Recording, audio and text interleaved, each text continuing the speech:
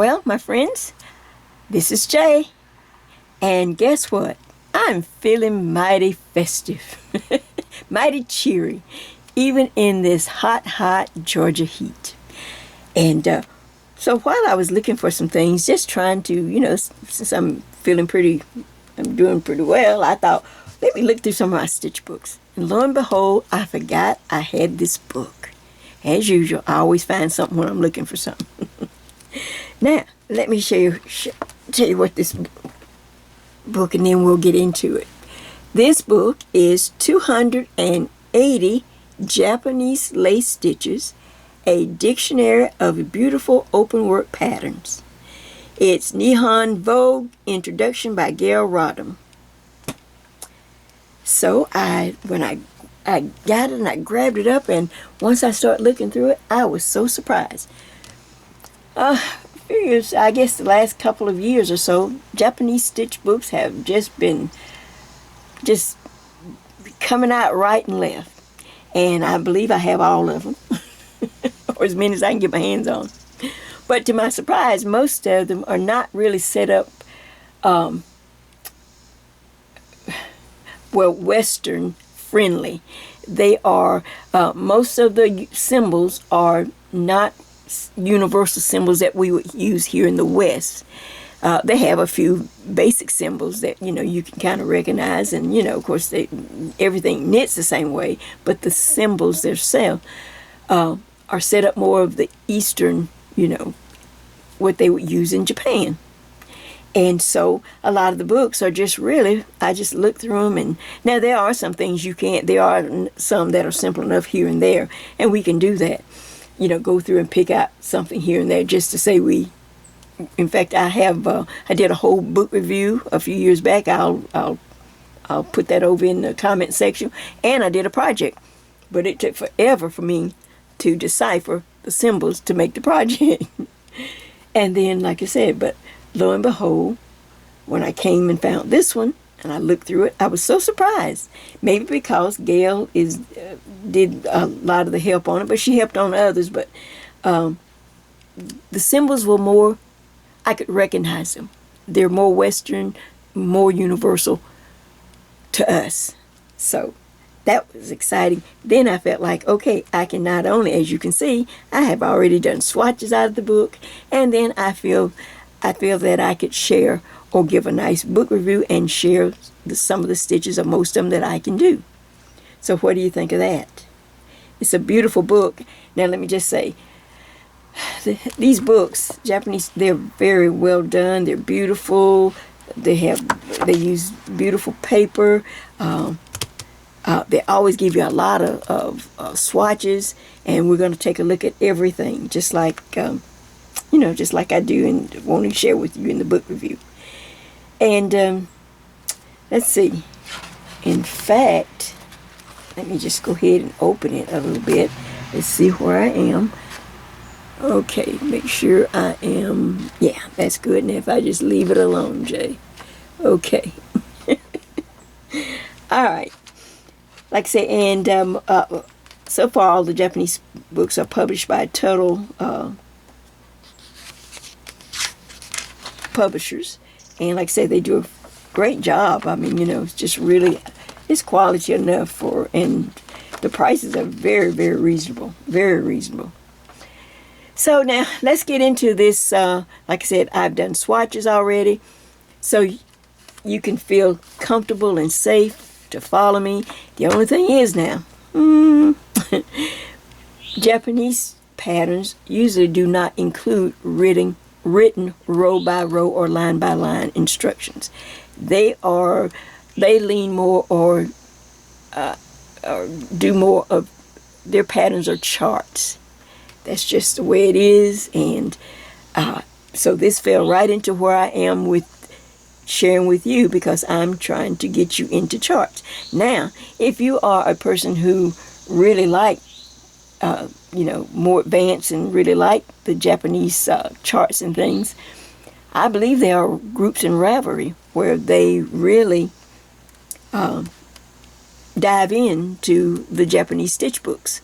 So you might check that if you'd like to have someone, really with more knowledge and how to work the stitches. Or you can always look on YouTube to masterclass teachers. They are amazing, amazing, amazing. Now, the ones that I usually follow are in Russian. So that makes it a little hard to understand. But I do glean sometimes just by watching and learn. And as I learn a symbol or watch her hands, sometimes it's good. You can just click the sound off, put it on mute, and just watch the hands if you can. But of course, every part of the world will have a different orientation of a stitch. They'll do the stitches a little different, so sometimes that's hard to follow. But that's just a little background. I just want to give you something so you'll know. All right, this is not just something out in left field. You know, a lot of people are working these stitches. All right, and I also, when Hitomi Shihida came out with her book, I gave a nice book review. I mean, I was about crying over that book when I saw that book. So I will put a link over in my comment section to Hitomi Shihida's book and the project that I actually made from the book. But it was so hard I had to translate every line myself. That's why I stopped. I did one, that was enough. But this, I think, will be different. These are, now the swatches, as we get into them, they're recognizable. They're not just over the top, but they're very nice, and the charts are good. All right, let me set up, and then I'm going to come back, and we will get started in looking at 280 Japanese lace stitches. Back in just a moment. All right, let's get a little glimpse of what's inside. And you might know I forgot my glasses, but I think I'll try to read a little bit. It says, I'll hold it up a little bit. This collection presents 280 stitch patterns and some accessories in the form of charts with symbols to represent the knitted stitches.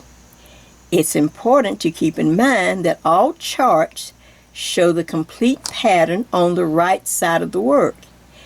If a symbol is worked on the wrong side, it's also explained. Now it says, most charts include blank boxes for the bottom, blank bottom. And at the bottom of each chart, look for a key to define the blanks much of the time. A blank represents a knit stitch on the right side, but it may represent a purl in others. And of course, as we have been practicing our American style charts, you can see that.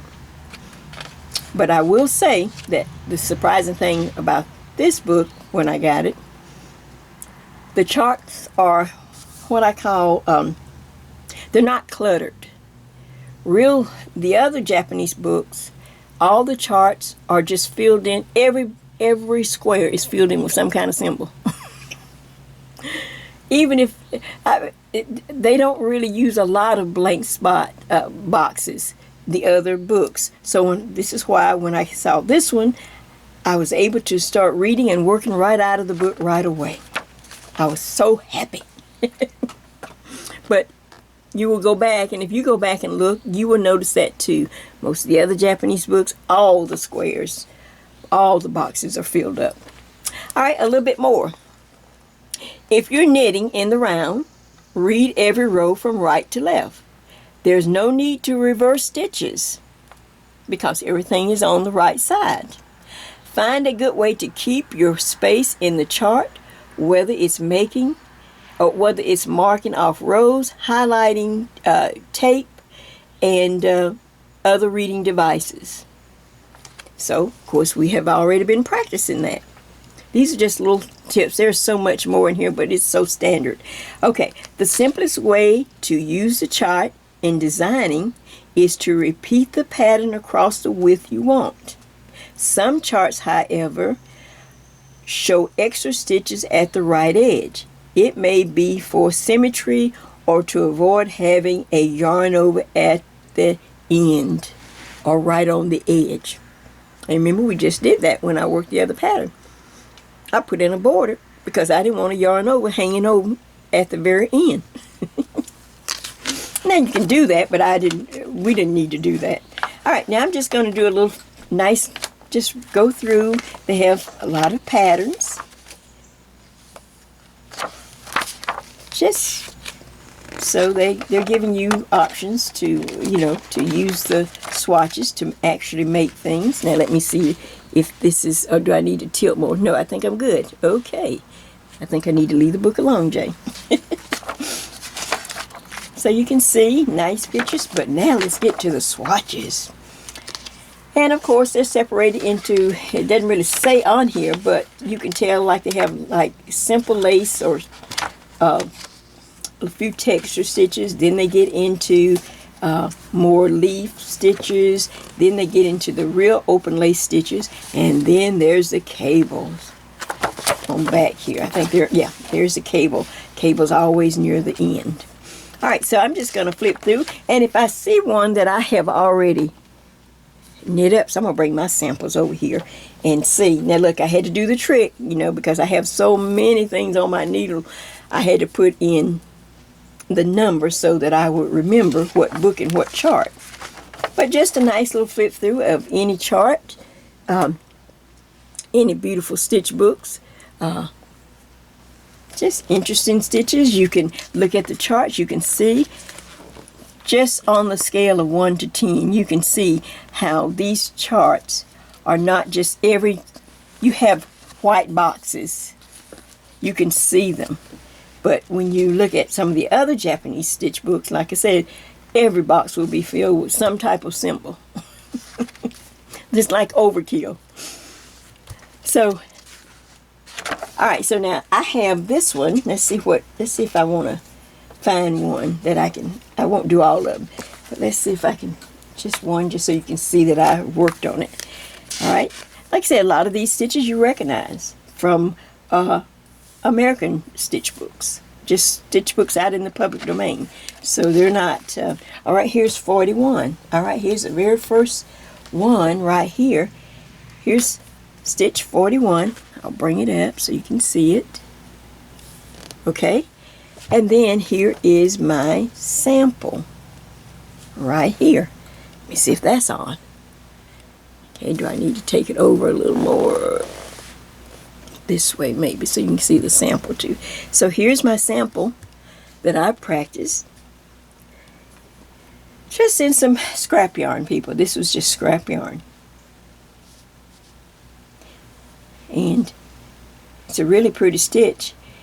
It stands out more than mine stitch, so I may have to try another yarn if we do this particular stitch. Some yarns give great stitch definitions, and some yarns are really soft. Or if I normally work with a number 9, so using this number 9, sometimes you lose some of the pretty stitch definition using a larger needle. If we do it with smaller yarn and smaller needles, we might get more definition too.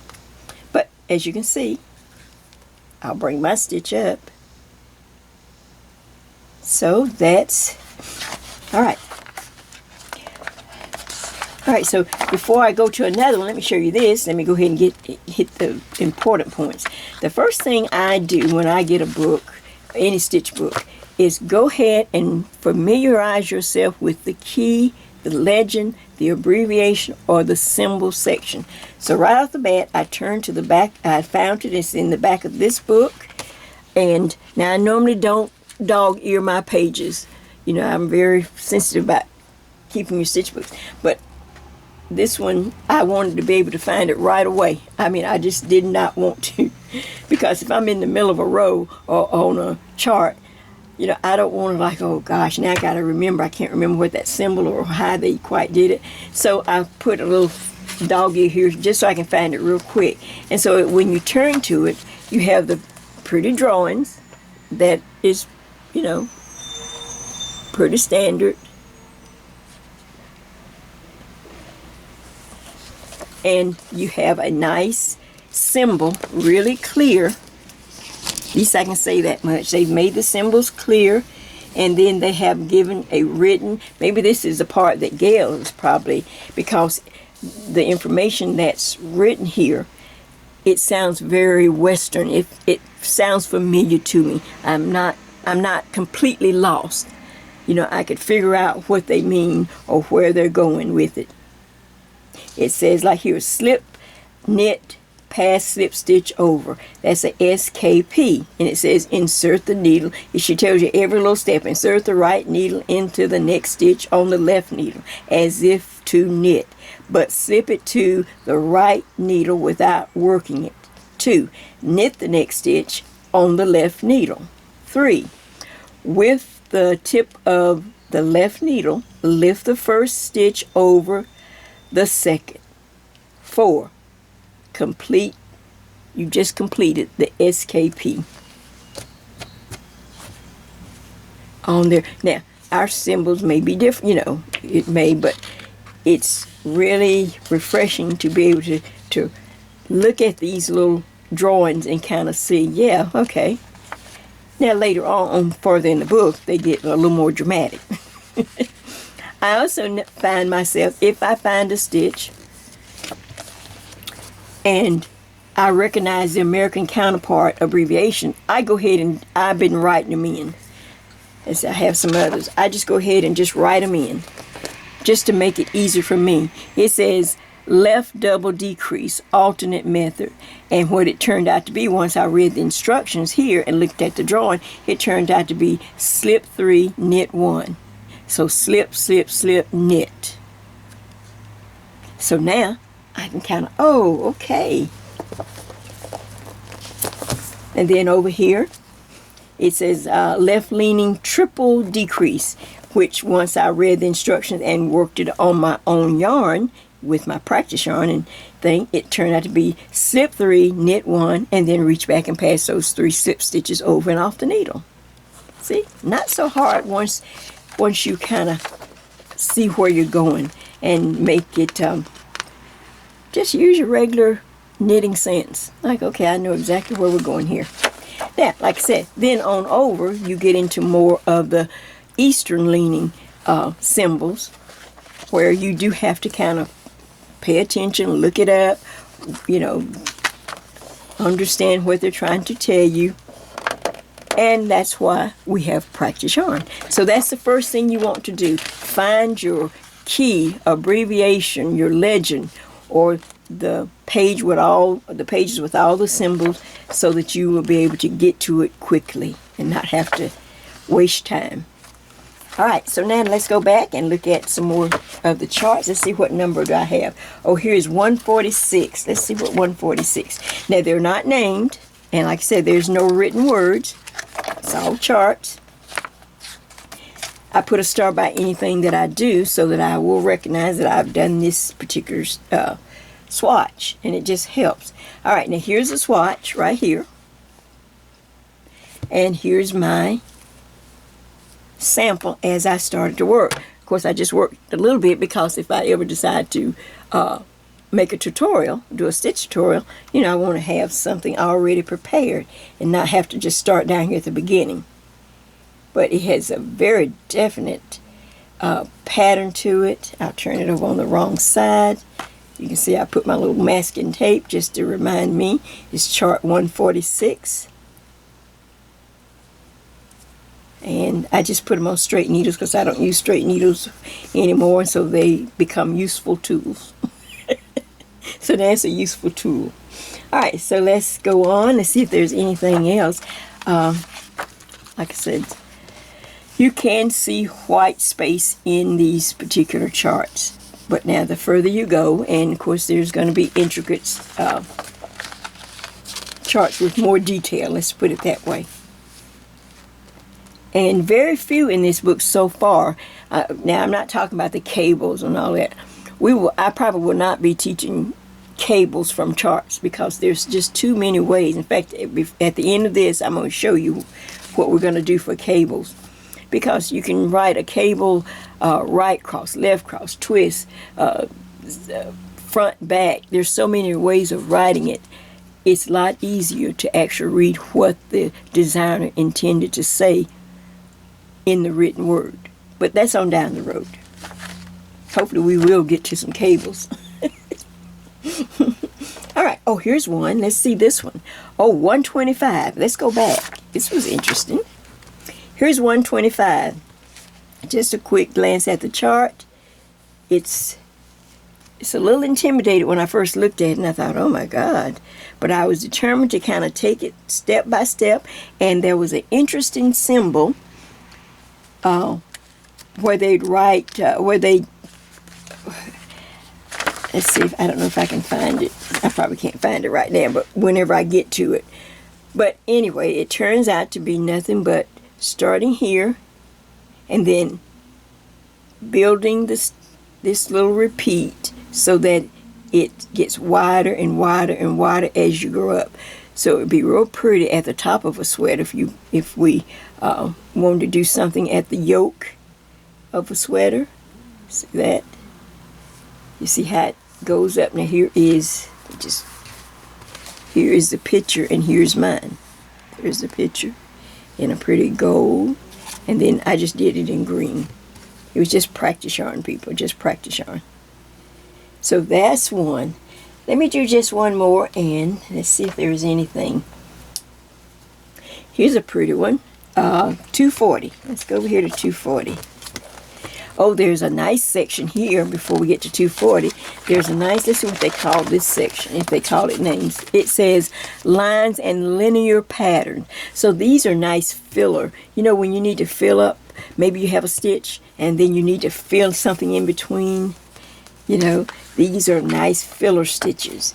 Okay, I've got a pretty stitch, and maybe I need something in between two different stitches or something.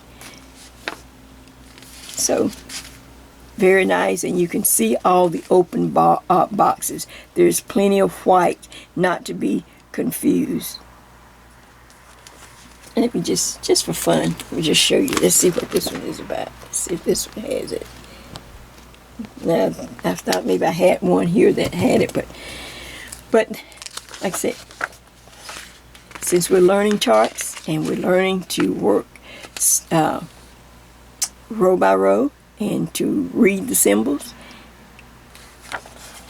it's just what we need to grow. All right, so now I was on my way to, let's see, 240.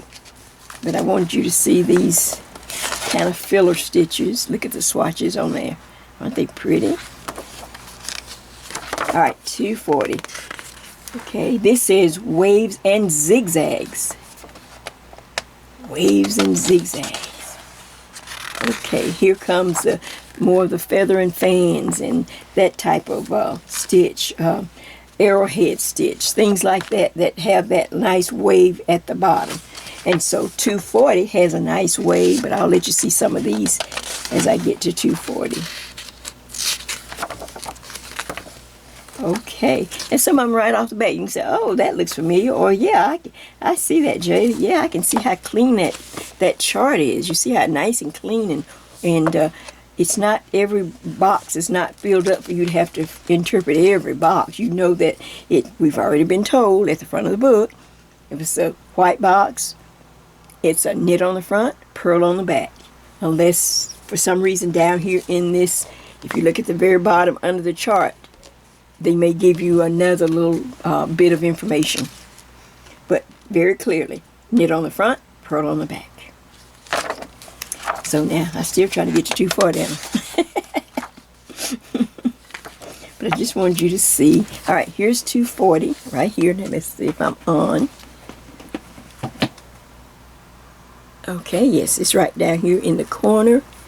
So here is my little working of 240, just in some practice yarn, people. I wasn't trying to. And you can see, now that the light background pops out a lot better than mine. I should have done maybe this in a dark, but you can see. And of course, I added borders because I was making a swatch. Not just, and you can see, oh, another thing too, sometimes I notice that a lot of times in the Japanese charts, they don't give you a definite repeat box. Now these are, which I think, you know, we here in the West, on our charts, we have repeat boxes. They're normally bold or another red or another color. And, but But these do have the repeat box. And for me, as you know, moderate to seasoned chart knitter, I really need that. I really need to know where that repeat box is. And you can see how I use it when I share the swatches I do. So, but there it is. And like I said, here's my sample. I'll turn it on the back. It's real pretty on both sides.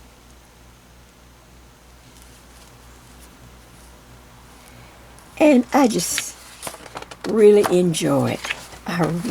Now there's a lot of information here, more information than I'm ready to take in. So one thing, a good tip, just take in the information you need to accomplish the stitch that you want to work on or to make or practice or try. Don't try to take all the information in. It's just overwhelming. See, it's just overwhelming so much. So take one stitch at a time, one row at a time, one symbol at a time. And I think we're going to do just fine. Well, I just want to give you a little kind of glimpse. I didn't want to because there's so much. It's like I said, don't try to take it all in and learn everything. Just learn what you need at the moment. And then we'll move on to something new. We'll learn a new symbol. We'll learn how to interpret it better. Does that make sense? Well, like I said, this was just a great book. I was so surprised when I got it, when I found it again, and to see that it is a book that I could really get right into. I didn't have to wait or try to figure out all the symbols. Most of them, they were familiar enough that I could go right to work. And I think we'll have fun. This is to put on your book list. Say when the fall comes and you want to order something from Amazon or something, you go, well, let me see what stitch books Jay might recommend. Well, this is the one. This is the stitch book that I recommend, because as I just shared with you, it's doable for where we are on our chart learning journey. Now, real quick. Now, so we've taken care of that book. There it is again. All right. Now, but when I started, before I started doing the, before I got into Melissa Leapman's book, you remember I had ordered these books. I had said, we wanted to work. And we did do a few things, but then I got distracted because I saw something shiny in that Melissa Leapman book, and I wanted to learn how to, Jay gets shiny things and you just want to go on. But for those who bought this set of books, these books are by Wendy Bernard. I think these are the two best stitch books to have for no matter where you are or what level you're on. And if there's written word, there's easy charts, there's texture stitches, lace stitches, and the cables. And the reason I'm holding on to these, because when I do cables, we are going to, like I said, be doing the cables from the written words, not from the charts. And her cables patterns are written so that I think, not the chart, but just row by row, I think we will be able to get a lot of information. I will be able to share a lot of information for those who sometimes get confused because cables can be written several different ways. You got your twist, you got your, like I said, you got your left, right, back, forth. So it's good to know how to decipher or read when you come to one. And we're going to take it row by row. And like I said, I've already reviewed these. I can put those in there, but so you can go back and read it. But if you don't have these two, I believe these are pretty much, when I watch the sock knitters, I think they really use these books a lot for their socks and things. I just notice a lot of them because I can see them sometimes on their shelves when I'm watching their videos or tutorial. I go, oh my gosh, she's got Wendy Bernard's book too. So I think this is a staple for them.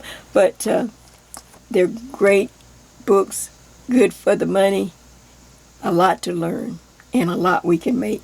So I didn't want to, for those who bought this book and go, well, Jay, we didn't do much out of that. Okay, it's coming back around. We still have, so now I'm at 3 books for shawls. Melissa Leitman for learning Japanese knitting or just learning how to read more charts.